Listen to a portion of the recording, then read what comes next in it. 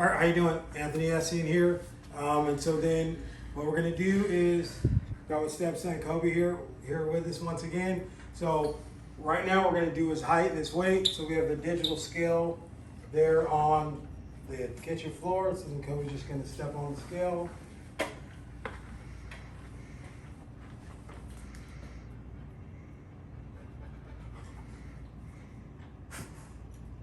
All right, so we have 207 pounds.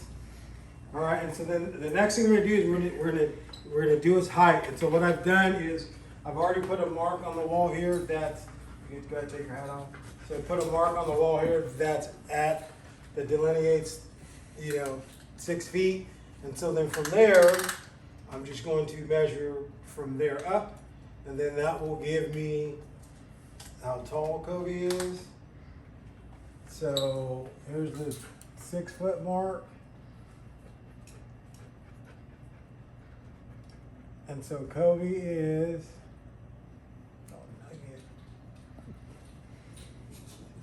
I got Kobe at 6'1.5".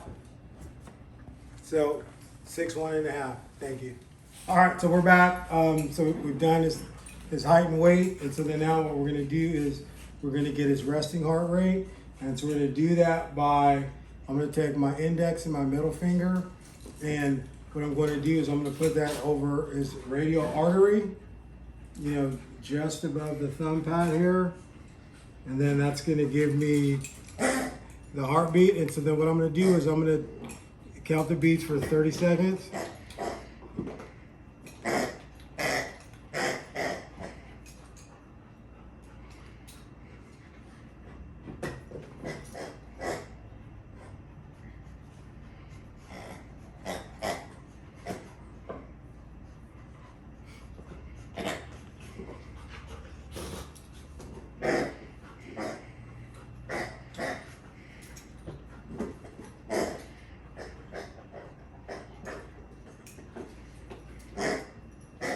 So we have 34 beats in 30 seconds, and so then we just double that. So then what we'll get is for a resting heart rate, we will get 68 for his resting heart rate.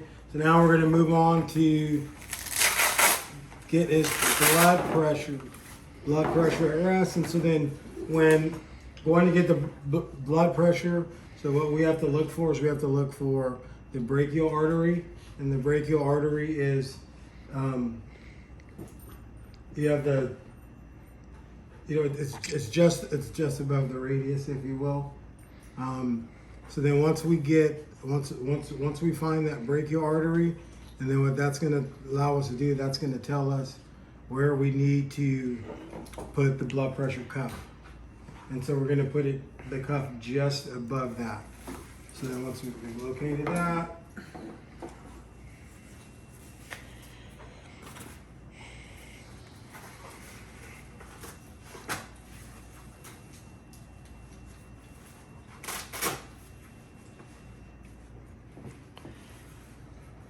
so we get on there, not too loose, not too tight.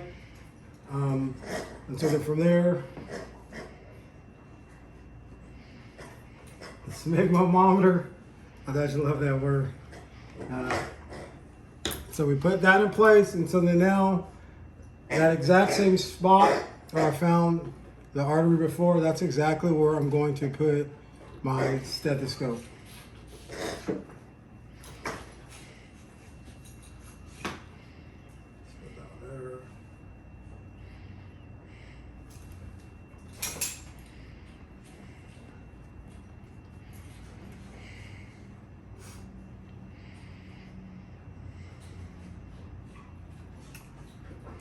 Here we go.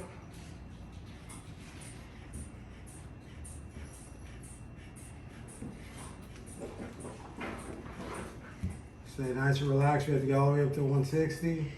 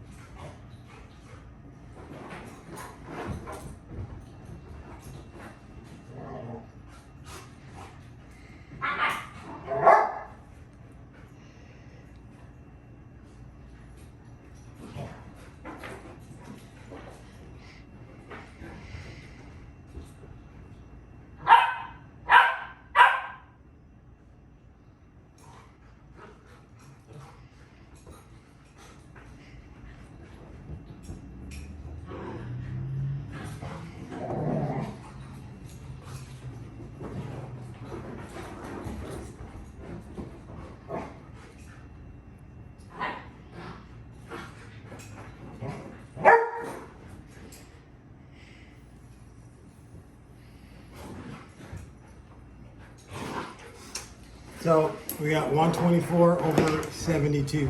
Thank you. Okay, so Kobe and I were back. So then now what we're going to do is we're going to administer the sit and reach test. And so we have here our yardstick on the ground.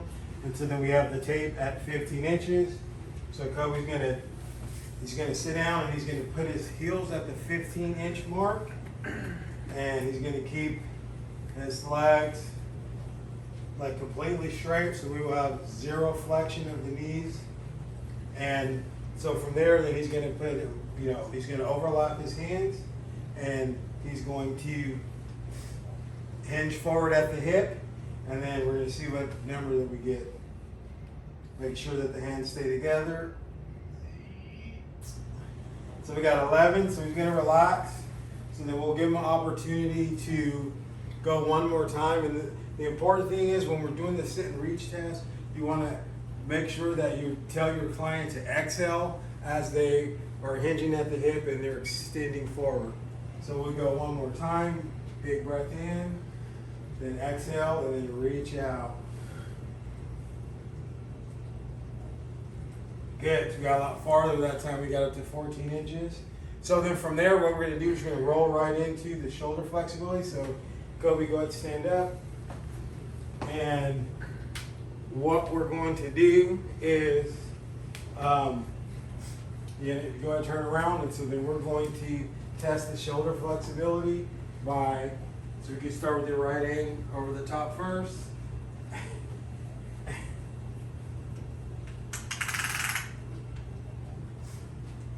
And here, so we're using inches here, so we have the 0 mark, and that's roughly 3.5 inches for the right shoulder, and the left shoulder, yeah, quite a bit more. So if you can try to just do that here, and so then for the left shoulder.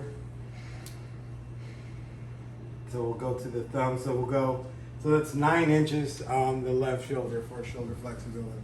Thank you. All right. So now what we're going to do is we're gonna measure his elbow flexion. Okay. And so then what we're looking for is we're looking for the lateral epicondyle of the humerus. Okay. And so then we have one arm of the goniometer. We have the one arm here, and so then I'm going to palpate for the lateral epicondyle, and so then that's where I'm going to put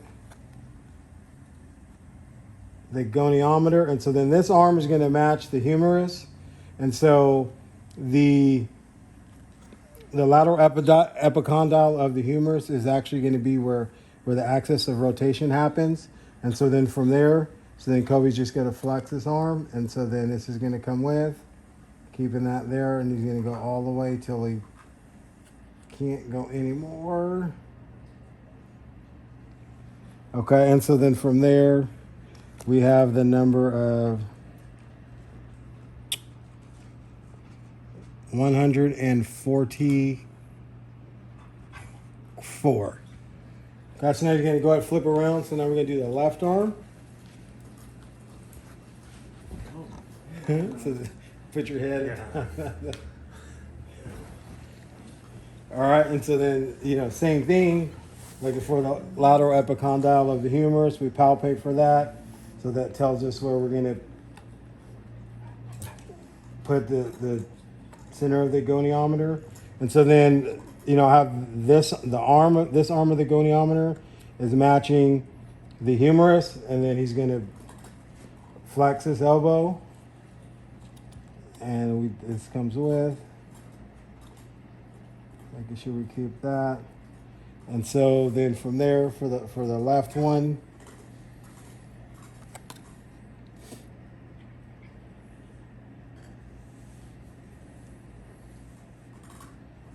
we got 136. 136 for the left elbow. Thank you. All right, so we're back. So now we're going to do the assessment of the push-ups. So remember, when you're proctoring the push-up exam, where you're just looking for your client to do as many push-ups as possible, without, if they can do them to exhaustion, that's perfect. We're looking for, once they get to their second mistake, then like we're done. And so what we're looking for is we're looking for your client having to be able to take their chin down to the ground. And so then they start in the standard position, and then, you know, they can just begin and they hopefully just go to exhaustion. So whenever you're ready, Kobe.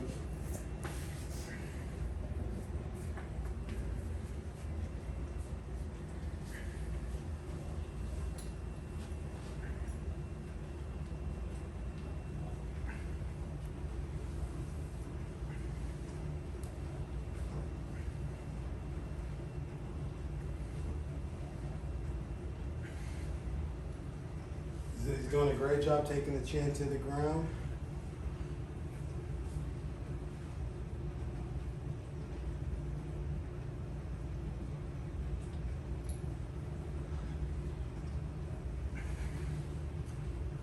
Arm is still good.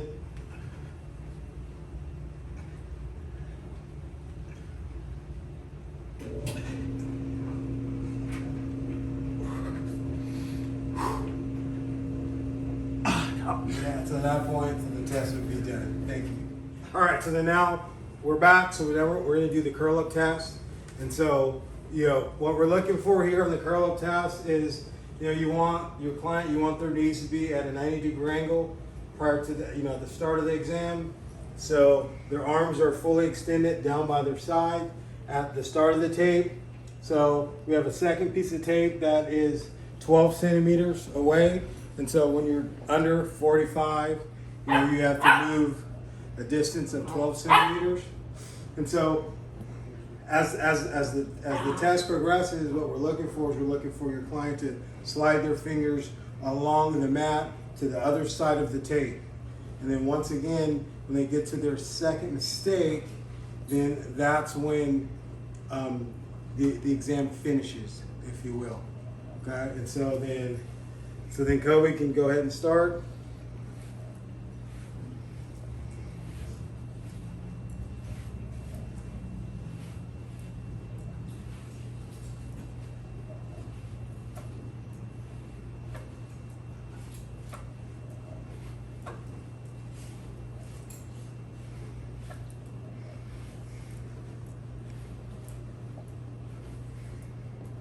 You have to make sure that their feet stay on the ground as you're dealing with your client. So that would be a mistake. And then at that point we would stop because his feet came off the ground for the second time. Thank you. All right, so Kobe just finished doing the curl ups. And so then what we're gonna do now is we're gonna take his post-exercise heart rate. So here,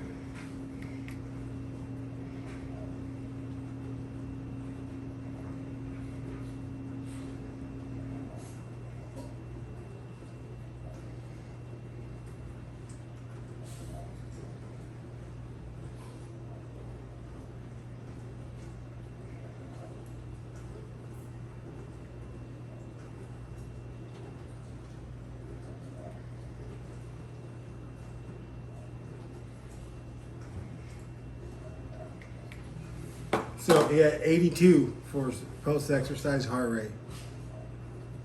Okay, so now we're going to go ahead and get Kobe's post-exercise blood pressure. Go ahead, let's get that stopwatch there. All right, so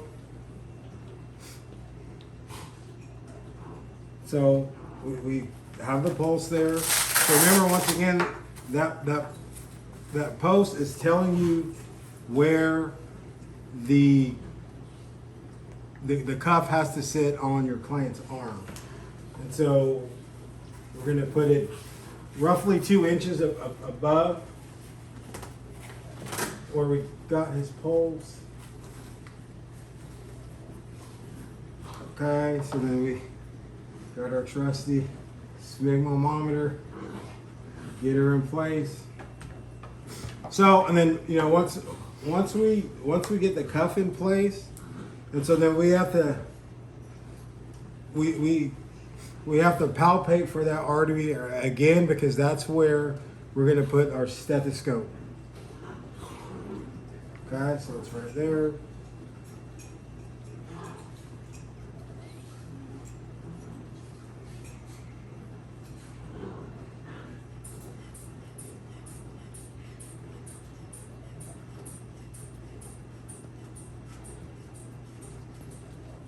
Up to 160.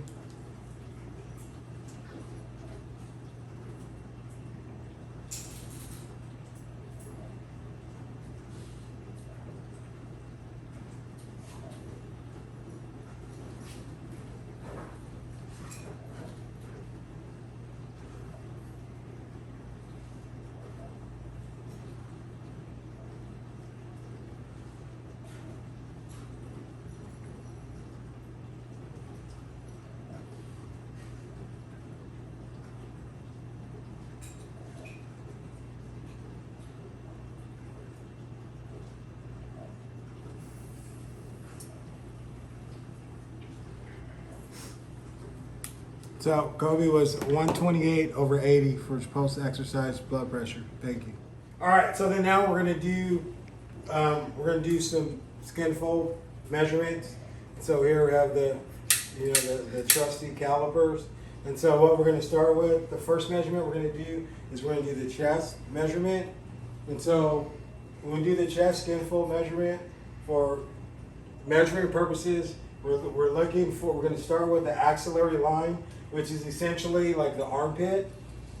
Okay, and then what we're going to do from there, and so we have the 0 at that line, and so then we're going to measure to the nipple, and so then that's at 5, and so then we're going to make our mark be at 2.5.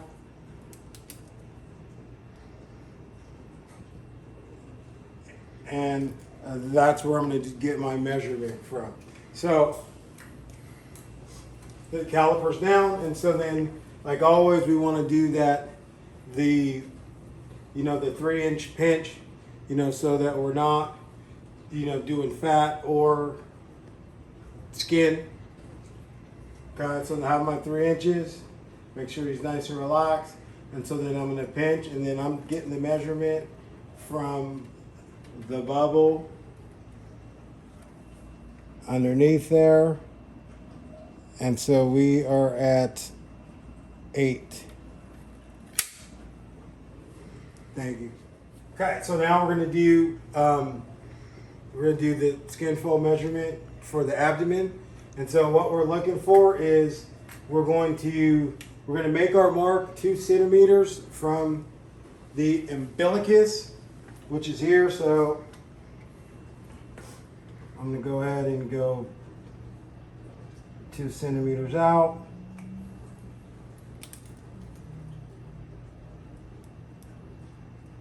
Got my mark there.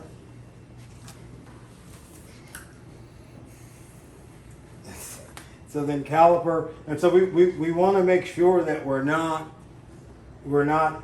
in the umbilicus when we're grabbing the skin. We want to make sure that we're outside of it. So I set my standard 3-inch thing. Make sure we have a slight pull.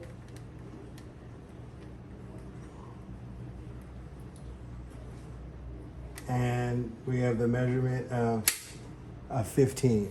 Thank you. All right, we're back, and so then we've done the chest measurement, we've done the abdomen measurement, and so then now we're going to do the thigh measurement. And so what we're going to do here is, a tip I learned is just kind of to use inches, a little bit easier to measure.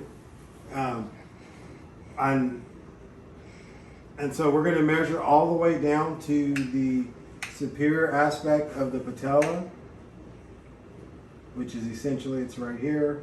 So we're at 19.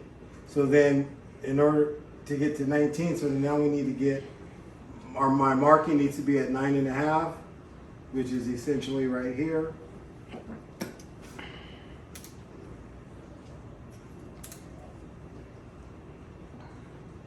So I made my mark, so then now I know where to put the calipers. And so then from there, once again, we got the 3-inch pinch and pull.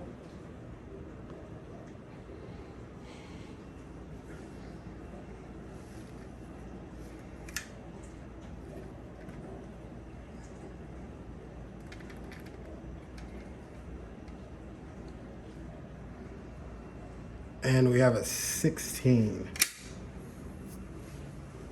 Thank you. All right, so now we're going to deal with the waist to hip ratio. And so we're going to start with the waist. And we're going to get our measurement in centimeters. And so then kind of probably the most efficient way to do it is you want to have your client lift their arms up so that you can go around them. And what we're looking for is, it's typically near the umbilicus as far as the where we're going to measure, but it's the most narrow part of the abdomen. So for Kobe, so we're going to measure right here. So you have him lift his arms up, and we're there. And so then at that point, so then we're just going to overlap it. And then we have 87.5 centimeters. So that's the waist. And so then now same thing for the hip. So now we're gonna look. We're trying to measure the widest part, if you will, of the glutes. Okay, it's very important that once again that we're measuring at the proper spot.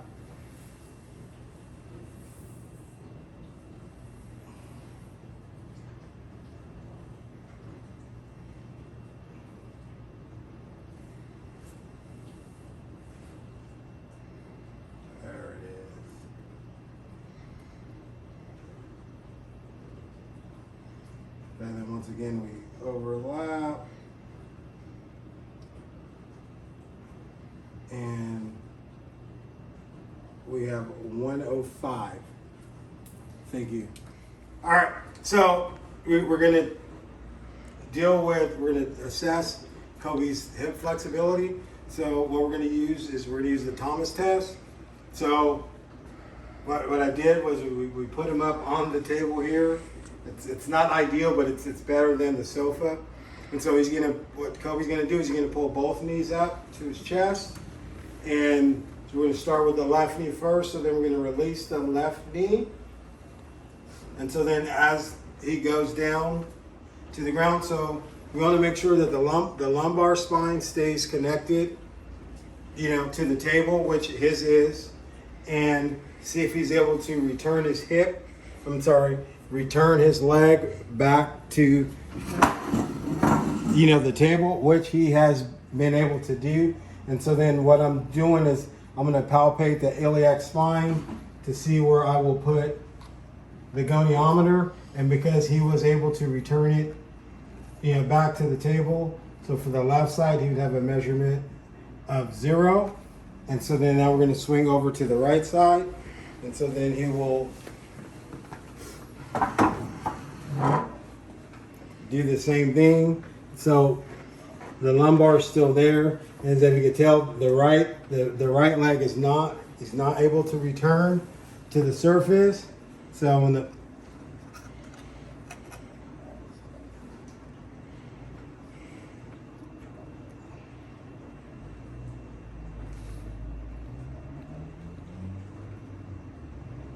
and so for the right side, we are looking at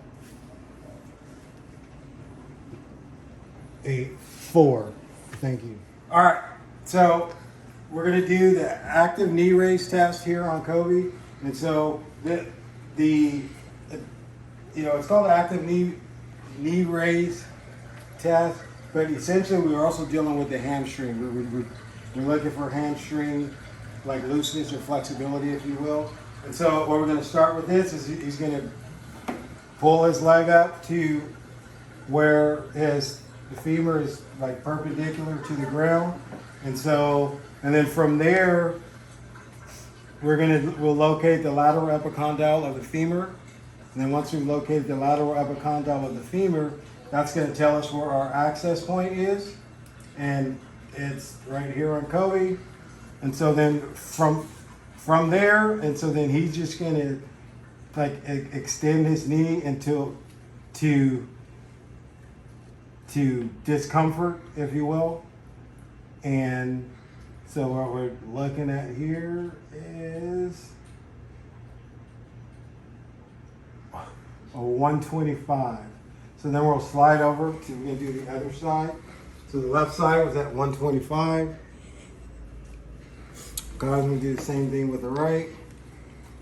Once again, get the lateral epicondyle of the femur for our access point. Make sure the arm is lined up.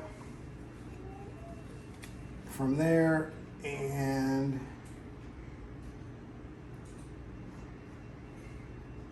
we are looking at 126 for the right side. Thank you.